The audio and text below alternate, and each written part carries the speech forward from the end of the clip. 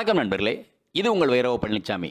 நம்ம வந்து TNPSC previous year questions பார்த்துட்ருக்கோம். அந்த வகையில் நம்ம இன்றைக்கி பார்க்க போகிறது இந்த எபிசோடில் டிஎன்பிஎஸ்சி Group-4 எக்கனாமிக்ஸ், அதாவது பொருளாதாரத்தில் கேட்கப்பட்ட கேள்விகள் 2011 ஒரு 15 கேள்விகள், 2013 ஒரு 8 கேள்விகள், மொத்தம் 23 கேள்விகள். நம்ம நேர கேள்விகள் போகலாம். முதல் கேள்வி, இந்திய ரிசர்வ் வங்கி தோற்றுவிக்கப்பட்ட ஆண்டு? ஏ 1935, பி 1957, சி 1950, டி 1952. சரியான பதில் ஏ 1935. இரண்டாவது கேள்வி, உலகம் இன்று ஒரு கிராமமாக இயங்குவதற்கான காரணம்? ஏ பசுமை புரட்சி, பி தகவல் தொடர்பு புரட்சி, சி நீல புரட்சி, டி தொழில் புரட்சி. சரியான பதில் பி தகவல் தொடர்பு புரட்சி. மூன்றாவது கேள்வி, இந்தியாவில் முதலாம் ஐந்தாண்டு திட்டம் நடைமுறைப்படுத்தப்பட்ட ஆண்டு? ஏ 1947, பி 1951, சி 1956, டி 1960. சரியான பதில் பி 1951. நான்காவது கேள்வி, தேசிய வருமானம் ஒரு? ஏ மத்திய அரசின் வருமானம், பி மத்திய மற்றும் மாநில அரசின் வருமானம், சி மொத்த காரணி வருமானம், டி பொதுத்துறையின் லாப வருமானம். சரியான பதில் சி மொத்த காரணி வருமானம். ஐந்தாவது கேள்வி, புதிய கல்விக் கொள்கைகளை அறிமுகப்படுத்தப்பட்ட ஆண்டு? ஏ 1950, பி 1985, சி 1986, டி 1983. சரியான பதில் சி 1986. ஆறாவது கேள்வி, லாப நோக்கத்திற்காக செயல்படாத வங்கியை குறிப்பிடுக.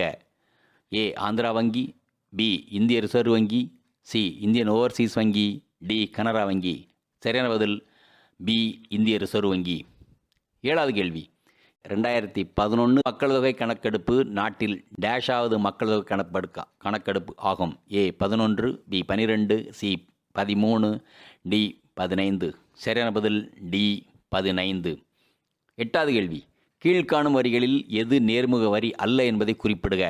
ஏ வருமான வரி, பி விற்பனை வரி, சி வெகுமதி வரி, டி சொத்து வரி. சரியான பதில் பி விற்பனை வரி. ஒன்பதாவது கேள்வி, எந்த வரியில் வரி நிகழ்வும் வரி சுமையும் ஒருவர் மீதே விழுகிறது? ஏ வருமான வரி, பி விற்பனை வரி, சி மதிப்பு கூட்டு வரி, டி சேவை கட்டண வரி. சரியான பதில் ஏ வருமான வரி. பத்தாவது கேள்வி, பட்டியல் 1 பட்டியல் 2 பொருத்தி கீழே கொடுக்கப்பட்டுள்ள குறியீடுகளை கொண்டு சரியான விடையை தேர்ந்தெடுக்க. பட்டியல் 1 பட்டியல் 2, முதல் ஐந்தாண்டு திட்டம் தன்னிறைவு பெறுதல், 2ஆம் ஐந்தாண்டு திட்டம் வேளாண்மை மற்றும் தொழில் வளர்ச்சி, 3ஆம் ஐந்தாண்டு திட்டம் வேளாண்மை வளர்ச்சி, 4ஆம் ஐந்தாண்டு திட்டம் கனரக தொழில் வளர்ச்சி. இப்போ நேர பதிலுக்கு போயிடலாம். பதில் டி 3, 4, 1, 2. முதல் ஐந்தாண்டு திட்டம் வேளாண்மை வளர்ச்சி, 2வது ஐந்தாண்டு திட்டம் கனரக தொழில் வளர்ச்சி, 3வது ஐந்தாண்டு திட்டம் தன்னிறைவு பெறுதல், 4வது ஐந்தாண்டு திட்டம் வேளாண் மற்றும் தொழில் வளர்ச்சி. So D 3, 4, 1, 2. 11வது கேள்வி, கீழ்கண்ட வாக்கியங்களை கவனி. 1. அணுசக்தி ஆணையம் ஹோமி ஜே பாபா என்பவர் தலைமையில் நிறுவப்பட்டது. நாட்டில் மேற்கொள்ளப்படும் அணுசக்தி நடவடிக்கைகள் குறித்த கொள்கையை இது வகிக்கிறது. 2. 1956 முதலாவது அணுசக்தி நிலையம் பம்பாய்க்கு அருகிலுள்ள டிராம்பையில் அமைக்கப்பட்டு நடைபெறுகிறது. ஏ 1 மட்டும், பி 2 மட்டும், சி 1 மற்றும் 2, டி 1 இல்லை 2 இல்லை. சரியான பதில் சி 1 மற்றும் 2. 12வது கேள்வி, கீழ்கண்டவற்றில் எது சரியாக பொருந்துகிறது? ஏ 5வது ஐந்தாண்டு திட்டம் வேலைவாய்ப்பு உருவாகுதல், பி 7வது ஐந்தாண்டு திட்டம் வறுமை ஒழிப்பு மற்றும் சுயசார்பு, சி 8வது ஐந்தாண்டு திட்டம் முழு அளவிலான வேலைவாய்ப்பை உருவாக்குதல், டி 10வது ஐந்தாண்டு திட்டம் சமூக நீதியுடன் வளர்ச்சி மற்றும் சமத்துவம். சரியான பதில் சி 8வது ஐந்தாண்டு திட்டம் முழு அளவிலான வேலைவாய்ப்பை உருவாக்குதல். 13வது கேள்வி, பட்டியல் 1 பட்டியல் 2 பொருத்தி கீழே கொடுக்கப்பட்டுள்ள குறியீட்டுகளை கொண்டு சரியான விடையை தேர்ந்தெடுக்க. பட்டியல் 1, 2. உலக சுகாதார நிறுவனம் பாரிஸ், பெண்கள் காப்பகம் ரோம். சி, ஐக்கிய நாடுகளின் கல்வி, அறிவியல் மற்றும் கலாச்சார அமைப்பு நியூயார்க். பன்னாட்டு வேளாண்மை வளர்ச்சி நிதி ஜெனீவா. நேர பொறுத்ததுக்கு போயெல்லாம் ஆன்சருக்கு டி 4, 3, 1, 2. உலக சுகாதார நிறுவனம் ஜெனீவா, பெண்கள் காப்பகம் நியூயார்க், ஐக்கிய நாடுகளின் கல்வி, அறிவியல் மற்றும் கலாச்சார அமைப்பு பாரிஸ், பன்னாட்டு வேளாண்மை வளர்ச்சி நிதி ரோம். 14வது கேள்வி. கீழே கொடுக்கப்பட்டுள்ள வாக்கியங்களில் மக்கள் தொகை கணக்கெடுப்பு 2011 பற்றி தவறான தகவலை தருகிறது. ஏ, சுதந்திரத்திற்கு பிறகு நடைபெற்ற 7வது மக்கள் தொகை கணக்கெடுப்பு. பி, நமது மக்கள் தொகை கணக்கெடுப்பு நமது எதிர்காலம் என்பது இதன் முக்கிய வாசகமாகும். சி, 2 கட்டங்களாக நடைபெற்றது வீட்டுப்பட்டியல் மற்றும் வீட்டு கணக்கெடுப்பு மக்கள் தொகை கணக்கெடுப்பு. டி, கைபேசி, கணினி மற்றும் இணையம் பயன்படுத்துவோர் பற்றிய தகவல் சேகரிக்கப்படவில்லை. சரியான பதில் டி, கைபேசி, கணினி மற்றும் இணையம் பயன்படுத்துவோரின் தகவல் சேகரிக்கப்படவில்லை. 15வது கேள்வி. பின்வருவனவற்றுள் இந்திய ரிசர்வ் வங்கியின் பணி அல்லாதது எது? ஏ, பல்வேறு மதிப்பிலான ரூபாய் நோட்டுகளை வழங்குதல். பி, அரசாங்கத்திற்கான வங்கியாக செயல்படுதல். சி, வங்கிகளின் வங்கியாக செயல்படுதல். டி, தனி நபர்களுக்கான கடன் வழங்குதல். சரியான விடை டி, தனி நபர்களுக்கு கடன் வழங்குதல். இதுக்கடுத்து 2013வது ஆண்டு கேட்கப்பட்ட கேள்விகள் தொடருது. 14வது கேள்வி. கீழ்கண்டவற்றில் தவறானவைகள் எவை? 1, இந்திய உணவு பிரச்சினைத்தன்மை உணவு தானியங்களின் தேவை அளிப்பை சார்ந்ததாகும். 2, இந்திய உணவு பிரச்சினை தன்மை, தரம், பகிர்வு, பொருளாதாரம் சார்ந்தது. ஏ, 1 மற்றும் 2 தவறானது. பி, 2 மட்டும் தவறானது.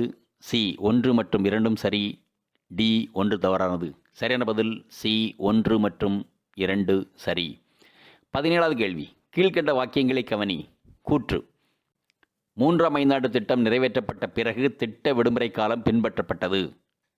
காரணம், 3 ஐந்தாண்டு திட்டம் இந்தியா சீனா போரினாலும் இந்தியா பாகிஸ்தான் போரினாலும் பாதிக்கப்பட்டது. இவற்றுள் எது சரி என்று தீர்மானிக்கவும். ஏ மற்றும் தவறானது. பி, ஏ தவறு மற்றும் 6 சரி. சி, ஏ சரி ஆனால் 6 தவறு. டி, ஏ மற்றும் 6 இரண்டும் சரியானவை. சரியான பதில் டி, ஏ மற்றும் 6 இரண்டும் சரியானவை. 18வது கேள்வி. இந்தியாவில் பசுமை புரட்சியை அறிமுகப்படுத்திய அமைப்பு. A, ICAR. B, ICMR. C, ISRO. D, CSIR. சரியான பதில் ஏ, ஐசிஏஆர். 19வது கேள்வி.